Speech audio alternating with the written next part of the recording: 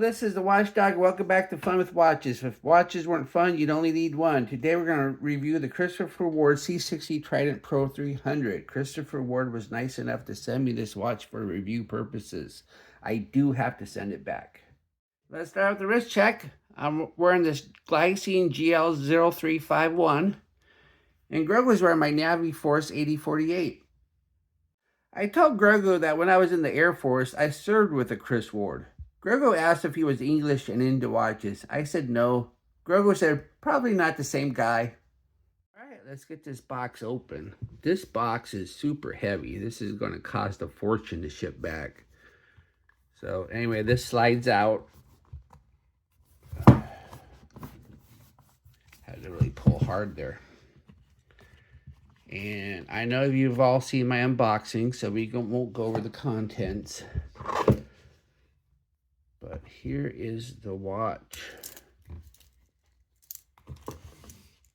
Isn't that a good looking watch? Oh, I really like it. I really enjoyed wearing this watch, reviewing this watch. It's very impressive indeed.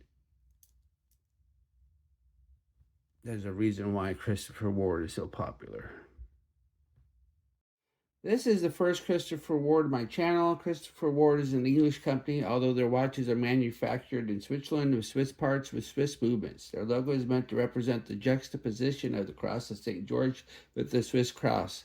Christopher Ward sells all their watches online and do not sell through retailers.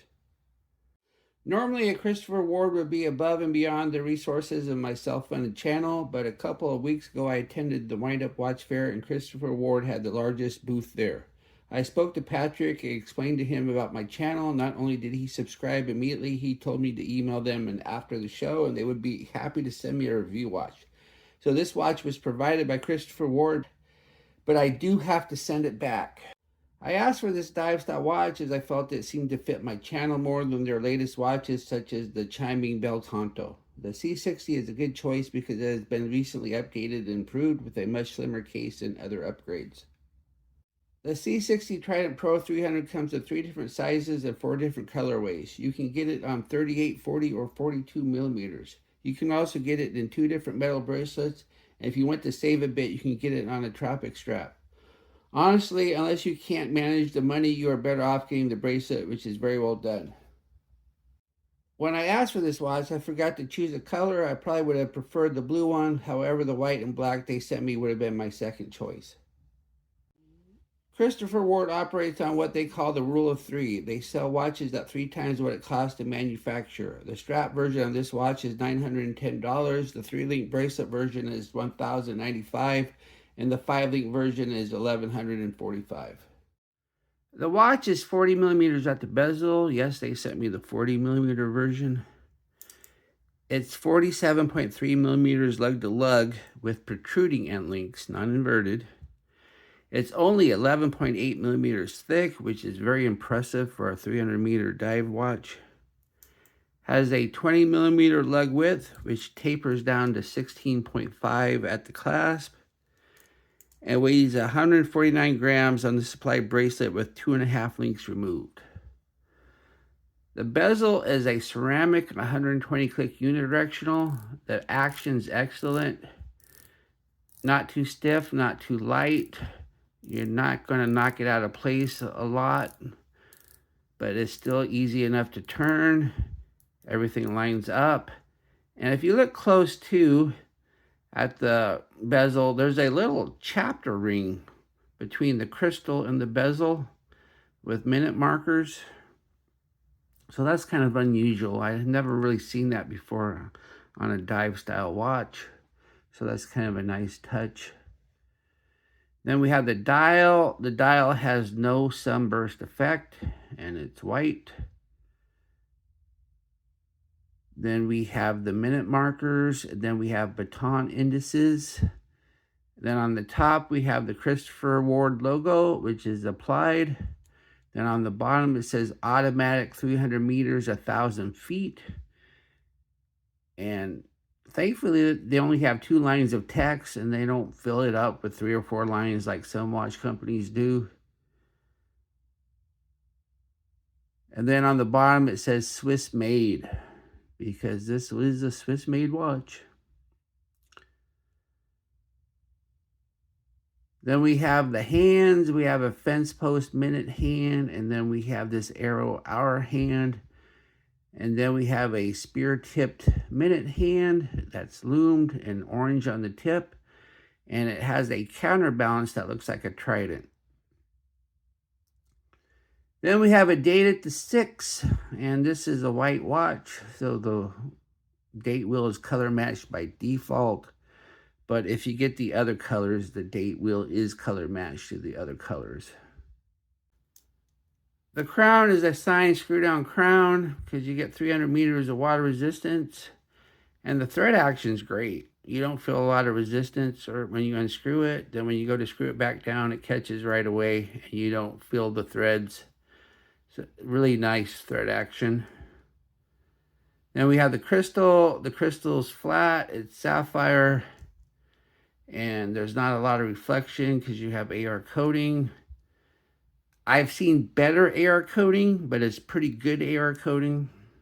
But it's not near as good as my Tag Heuer Aqua Racer. And then we have the case. Look at this case. Can you believe that this is a 300-meter dive watch? Look how slim the case is.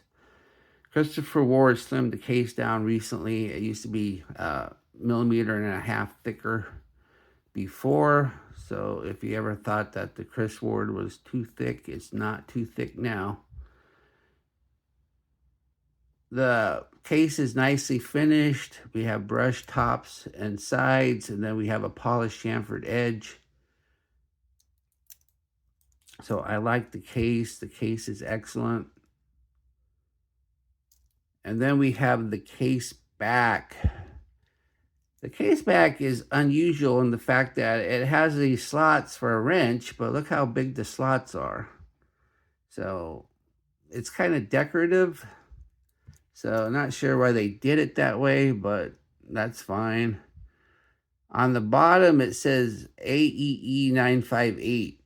So I don't know if that's the actual reference number of this watch. Then it says Swiss made. Then it says steel 30 ATM. And this is a sapphire sandwich. This display case back is sapphire. I tested it.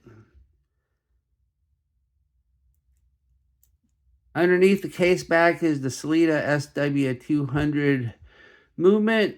This is a clone of the ETA 2824, and this, ever since the Swatch Group bought ETA and prioritized their watches over other watches for ETA movements, Sellita has become the go-to manufacturer of movements for the other Swiss watch companies that don't make their own in-house. This is a 26 jewel, 4 hertz movement that hand winds, hacks, and has a bidirectional rotor, but only about a 38-hour power reserve. Personally, I don't care about power reserve because I have so many watches, I'm always winding them anyway. But some people would think that 38 hours is a little low. But let's put it on the time grapher and see how it's doing. Here it is on the time grapher. It looks like we're running about 7 to 8 seconds fast.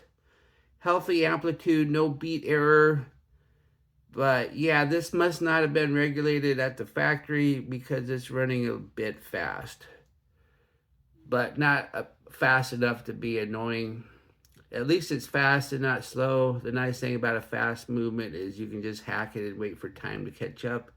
Where a slow movement, you actually have to move the hands. But it is looking good, just not great. The bracelet is a 3-link. And it has solid protruding end links. And look at this though, it has quick release. So you can remove the bracelet without tools. That's always nice. In fact, when they sent this to me, they had the bracelet on backwards. So I was able to put it on correctly very easily because of the quick release. We have screw pins, not push pins.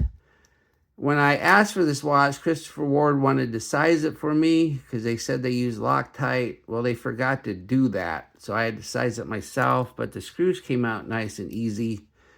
And because of the Loctite, though, they stayed in no problem. I had no issue of screws coming out. So I was able to size it myself just fine.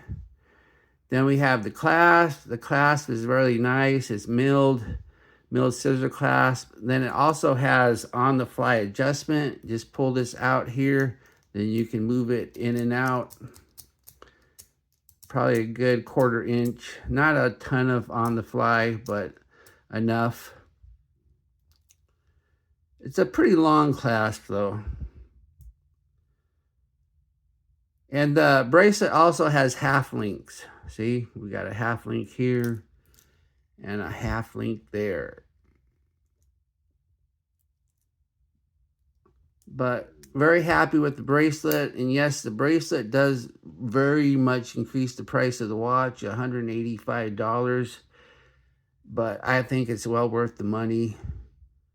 Get the bracelet, and you can always put it on a strap if you want. Here's the watch on my 7.5-inch wrist. That looks and wears really nice.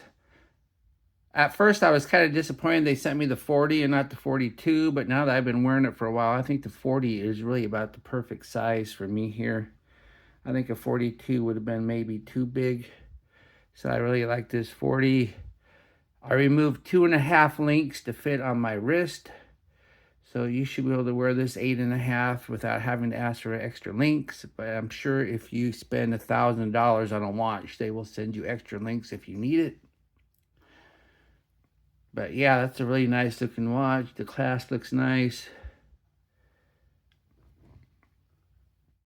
Here's the watch on my Vario Italian leather strap. I think that looks really nice. Because of the quick release of the bracelet, it's really easy to put this on other straps. Really happy with that. But yeah, this looks really good.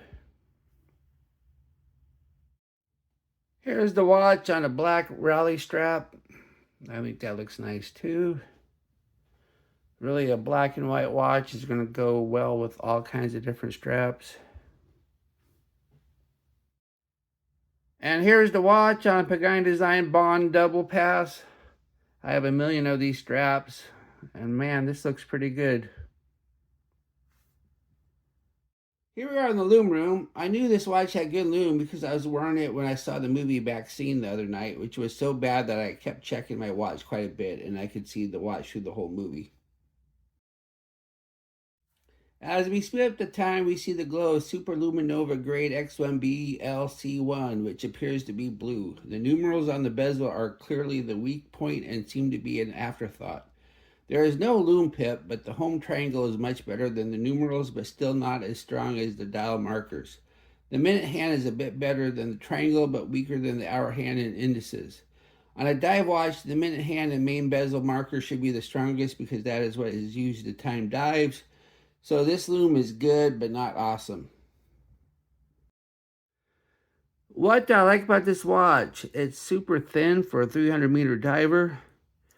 Has a quick release bracelet with on-the-fly adjustable clasp. Has great bezel action with just the right amount of resistance.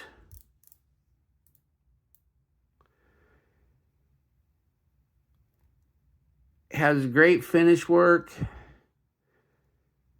And has awesome crown thread action. What are my gripes and groans? Protruding end links would have been nice if they were inverted.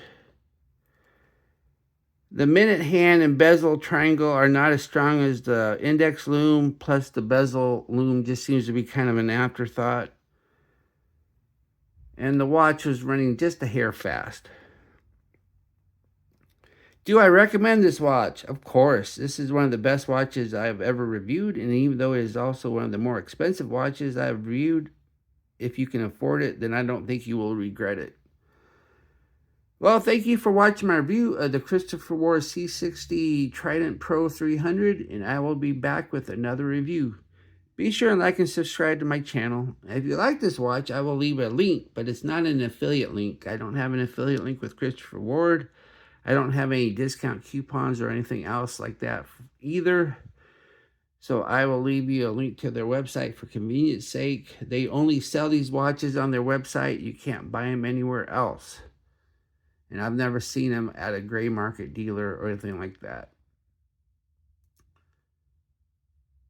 And once again, I want to thank Christopher Ward for sending me this watch for review. Looking at my number of subscribers, they could have easily told me that no way, we're not going to do that. And I would not have been offended. I would have understood. So I thank them again for this great opportunity.